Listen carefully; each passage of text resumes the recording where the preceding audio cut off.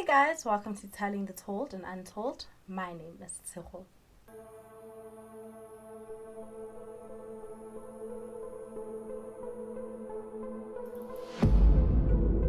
So I've made like these phone covers for myself, so I don't know if you guys would be interested. First is like this one, and then I hope you guys can see. And then I have this one, which is like a new logo. So if you guys would be interested in like these things, please let me know so I can like make it happen. And yeah, for today's case, we're going all the way to Durban, KwaZulu-Natal. On the 23rd of November 1985, Debbie Adlington, then McKinneth, was at a grocery store when this random man approached her. So this man went up to her and just asked if she knew where the records were, and she just thought that maybe he had confused her with one of the staff there because at the time she had a name tag. So she kind of just like brushed him off and walked away and just continued on with her day. At the time, Debbie was working at a pharmacy, and a couple of days later, she received a phone call, and it was Tony Adlington. He said that he was the man from the grocery store that had asked her about the records and then asked her out on a date. Debbie was a bit unsure and just a bit cautious because she was 23 years old at the time and had recently just gotten out of her first marriage. Debbie still had both of her parents, David, Margaret. She had her older brother, Nigel, and her younger brother, Bruce. They all didn't like her first husband. So after Debbie received this phone call, her manager just kind of encouraged her and said that she should go for it, so she decided to go out with Tony. Tony was 9 years older than her at the time, and she just thought that, he was a bit mature and, the situation would be fine. They could just, enjoy each other's company and things of that sort. Tony Adlington grew up in Zimbabwe, which was then known as Rhodesia. He served in the military, and both of his parents still lived in Rhodesia. His childhood was described as happy by both his mother and his sisters. After high school, he studied accountancy and thereafter shared a flat with his longtime friend, Robbie Finch. Robbie described Tony as self-assured, serious, always in control, and intensely private. Debbie and Tony got really close very quickly, and she would often spend most of her days at his flat. There was one Christmas where he flew down to Rhodesia to just spend it with his parents and his sisters. He said that Debbie should stay in his flat because he just thought it would be safer for her rather than staying in her own flat alone. After this, just a couple of days later, he called her and just proposed that rather than her going back to her apartment, she just move in. Debbie was just very unsure about this because, the relationship was still fairly new and she just didn't want to move in with him that much. She also had a bird in her own apartment that she didn't want to get rid of, and Tony didn't like birds. However, she still decided to move in with him, but still keep her apartment. Debbie's bird stayed in her apartment while she lived with Tony, and eventually she decided to sell her apartment. Tony said the bird could stay with them, however, it should stay in its cage. And Debbie, she just agreed, she was fine with it. But after a couple of days, she thought that this was no way for a bird to live, so decided to give the bird to her mother. After a couple of days, the bird flew away. Debbie says that this kind of set the tone for their relationship, where whatever Tony said would go, and she would kind of just go along with it despite her feelings or what she thought. Tony was very impulsive as well and didn't share his plans with anyone, including Debbie. In February 1987, Tony told Debbie that he got a job in Johannesburg and really didn't give her much of a choice. He just kind of told her and assumed that she would go along with him.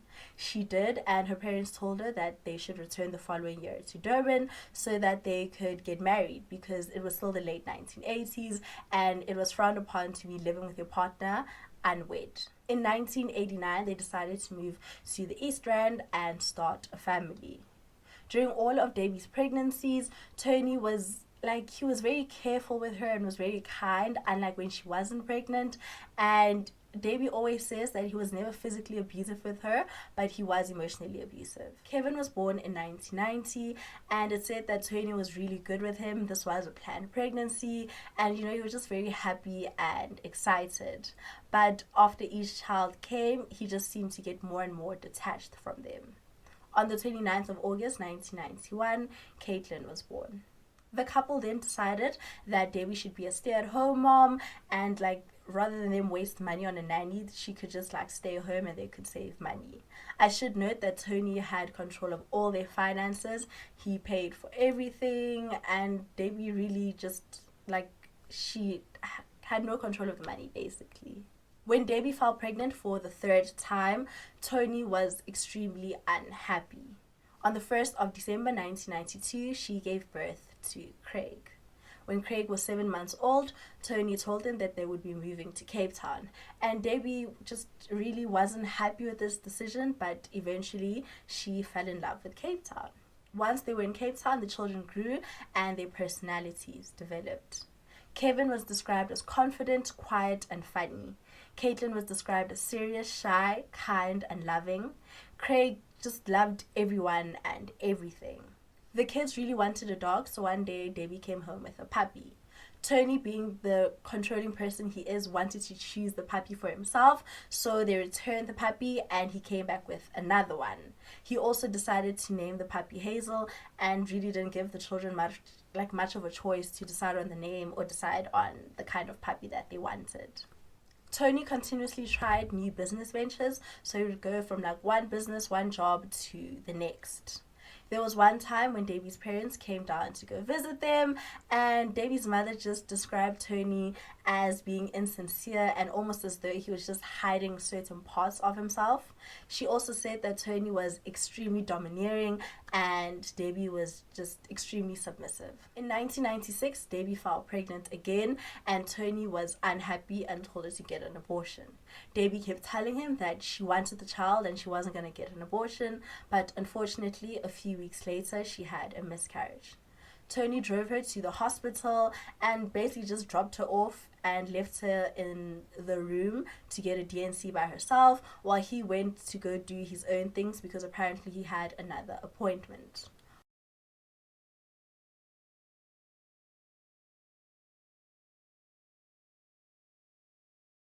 After this, Tony became even more emotionally and verbally abusive.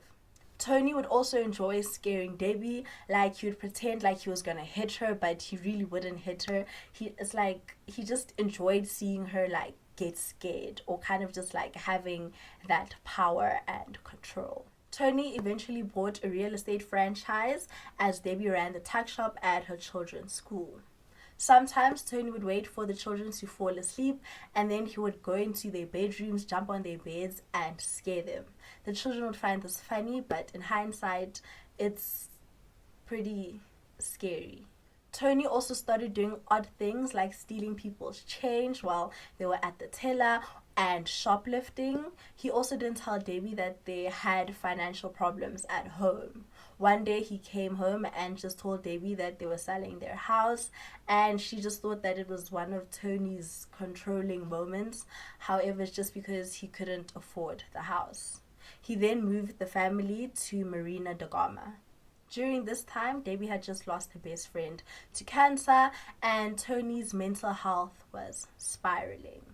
One day she decided to tell Tony that she wanted to leave him and he told her if she decides to leave him then she should leave the children behind, like she's not going to get custody of the children. Tony also started acting out of character. There was one night when Debbie woke up and Tony was just staring at her, and when she asked him like what are you doing, what's going on, he just told her to go back to bed. In December 2001, Debbie went with her children to go visit her parents in Durban, and every time Tony would call them, he would just like constantly make empty promises about buying them a quad bike. Tony was financially just really wasn't doing well and he couldn't afford a lot of things. He was behind on their rent, the children's school fees. He gave a check and that bounced, and he couldn't afford uniform and stationery for the upcoming school year in 2002. Once the children returned home, Tony decided to take Kevin to the mall just to go buy him a sound system for his birthday, and he paid 2,000 Rand for this, but the check bounced as well. On Wednesday, the 16th of January 2002, the children were enjoying the last couple of days before schools reopened. Kevin had a friend over and they were just enjoying each other's company, playing, and Kevin wanted his friend to sleep over, but Tony said no and then drove the friend home. Caitlin went to her friend's house for a sleepover, and once Tony found this out, he went to go pick her up and just claimed that she had to clean her bedroom. That night, Caitlin and Kevin just played board games together, and at 9 p.m., Debbie took them both to bed. She herself also went to bed. She described Tony as just being very normal that day, like he wasn't acting out of character, weird, or anything like that. The week started off as normal as anything. He showed no signs of being agitated, nothing. At 5 in the morning, Debbie woke up because she had to use the bathroom. She then came back to bed and dozed off, and this is when Tony started attacking her with an axe. Their helper later said that the axe first appeared on the property about 6 weeks prior to the events of the 16th of January 2002. She says first it was next to the braai stand, and a week before the murders, it was in Tony's study. Tony struck Debbie 3 times with the axe. The first blow knocked her unconscious. After this, he then went to Kevin's room and hit him with the axe 3 times, then proceeded to Caitlin's room and then Craig's, repeating the same vicious acts. After this, he wrapped them up in their duvets and took their bodies to the study. He first placed Kevin's body on the floor, then put Caitlin's body on top of his, and then put Craig's body on top of hers. Like, he just put them in a pile from youngest to oldest, oldest to youngest. After this, he took all the family pictures in the home, placed them on his children and around them, and also took business papers and placed it on them. After this, he poured petrol on them, and the petrol tin was later found in the garage with a bloody handprint, meaning that he poured petrol over them, and then after that still had time to go put it back in the garage and then return to the study. After this, between 6 and 7 a.m., he set the children alight. He then shot himself in the head. Tony died instantly, but the same can't be said for his 3 children. Autopsies later revealed that all 3 children were still alive when they were set alight. This is because smoke was found in their lungs.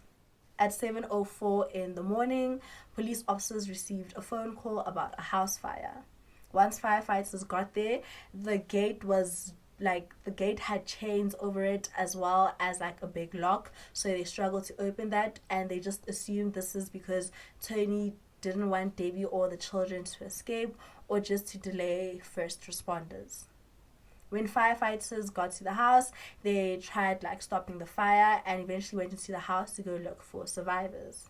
They first found Debbie and thought that she was deceased, and this is because her head was basically, it seemed as though it was blown off because it was practically gone. And this first led to the assumption that they had all been killed by gunshots. As they decided to move to the next room, one of the firefighters saw Debbie moving her hand, and Debbie later said this is because she just saw a shadowy figure and thought that Tony came back for her. So even though she was unconscious and really couldn't do anything, she tried to fight off who she thought was Tony. After firefighters saw Debbie and found her, they then decided that this wasn't a normal house fire and there was more to it. Once they were able to extinguish all the flames, they found the 4 bodies in the study. Tony's body had to be identified through dental records because his body was badly burned because of the fire. It was later discovered that Tony was in extreme debt. He had lied to Debbie and told her that he had bought the car that they owned in cash, when in actual fact he was behind on payments. Debbie was taken to hospital and she had several life-threatening surgeries, and doctors really didn't think that she would make it. At this time, the bodies of her 3 children were cremated and a memorial service was held for them. Tony's body too was cremated, but no memorial service or funeral was held for him. Once Debbie finally woke up, she thought that she had been in a car accident and asked for her children. The doctors and her parents were in the room, and they then went to the corner and just kind of discussed how they would break the news to her, and decided that they would just ask her what she remembers. Debbie had amnesia, I forgot which one it's called, but her memory slowly came back. Debbie says that she doesn't specifically remember Tony hitting her with the axe, she just remembers a shadowy figure. It's also said that once, like while Debbie was in hospital and she was sedated, every time a male nurse would walk into the room and like kind of had like the same build as Tony, her heart would start racing. Like, I thought that was just like so interesting. Like, she's sedated and she's really like she can't see them, but just like seeing that shadowy figure that like looks like Tony, her heart just starts racing. Like, Debbie was told that her husband had attacked both her and her 3 children, and unfortunately they didn't survive. She then pleaded like to go speak to Tony because like she was so upset and so angry, and they then had to tell her that Tony took his own life as well. The left side of Debbie's body was completely paralyzed, and at just 39 kilograms, she went to physiotherapy and learned how to walk again. She also gained mobility in her left side, but she says to this day, it doesn't function the same. It also turned out that Tony had been stealing from the tuck shop that Debbie was working at. She decided to open like a separate account for the funds of the tuck shop because Tony kept doing this, but Tony still found a way. Like, he got a checkbook and forged the signature and would then like take all the money from this account until there was no money left in the account. After this, he would still charge Debbie 500 Rand for his accounting services. Tony Adlington allegedly had 4 different aliases, and Debbie had no idea. A gun was found in the house registered under Debbie's name. Debbie had no gun license, nor had she ever purchased a gun. The gun that Tony used to kill himself with was registered under his name. Debbie left Cape Town to live in Durban with her parents and started seeing a psychologist. She eventually moved back to Cape Town and found a job.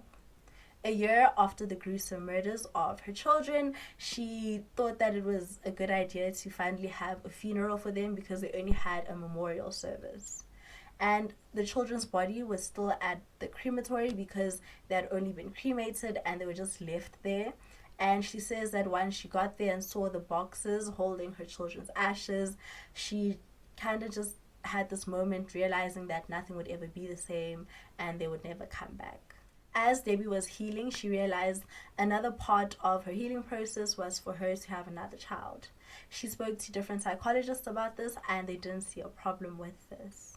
She then got a sperm donor, and after several attempts, she finally fell pregnant. She said that she would never get married again or like date another man just because she just didn't trust anyone.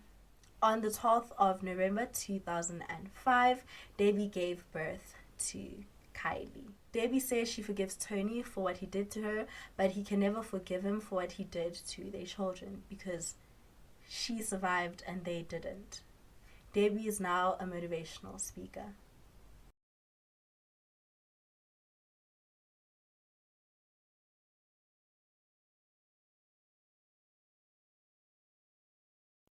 This case is told from Debbie's perspective. She wrote a book called Mom Interrupted, the story of the sole survivor of one of South Africa's most brutal family murders.